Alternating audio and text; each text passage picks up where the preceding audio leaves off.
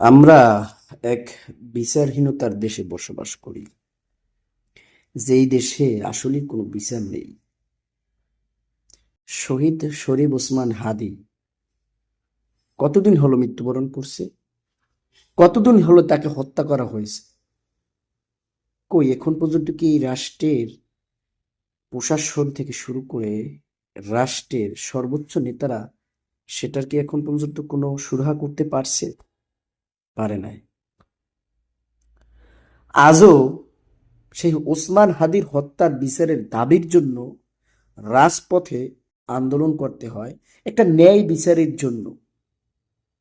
একজন ব্যক্তিকে দিবালোকে প্রকাশ্যে গুলি করে হত্যা করা হয়েছে, সেই হত্যাকারীর বিচারের জন্য আজও পর্যন্ত আজও পর্যন্ত দেশের মানুষকে রাস্তায় নেমে আন্দোলন করতে হয়। এটা কেন করতে হবে? ন্যায় বিচার কি আমরা কখনোই পাবো না? হাদির দোষটা ছিল কি?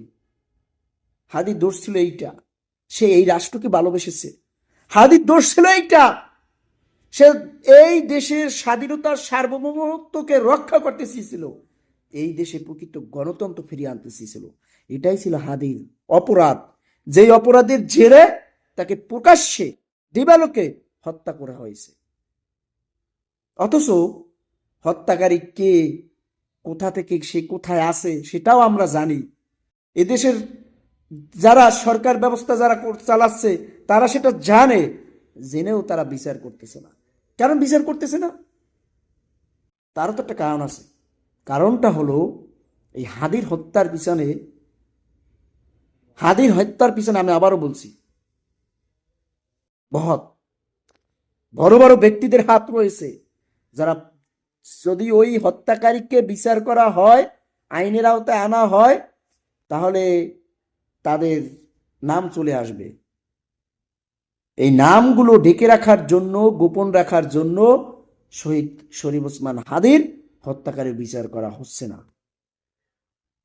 আমার তো মনে হয় আন্দোলন করে কোনো লাভ হবে না, সরকারের টনক লড়বে না।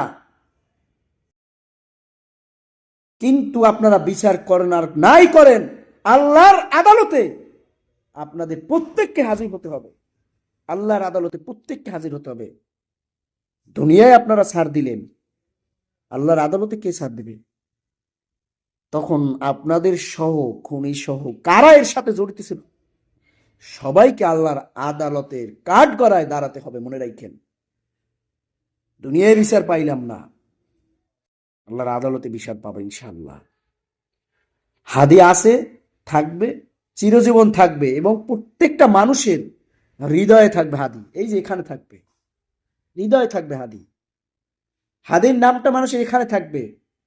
আর যারা এই হত্যার পিছনে জড়িত আছেন, তাদের নামটা ইতিহাসের কলঙ্কিত একটা অধ্যায় হয়ে থাকবে, কলঙ্কিত একটা অধ্যায় হয়ে থাকবে। এটা মনে রাখেন, আপনারা এটা মনে রাখেন। কথাগুলো দিতে হলো, কথাগুলো বাস্তব কথা বলতেছি, বাস্তব কথা, বাস্তব ধর্মী কথা বলছি। শহীদ শরীফ ওসমান হাদি আমাদের সারা বাংলাদেশের প্রত্যেকটা মানুষের অন্তরে থাকবে ইনশাআল্লাহ।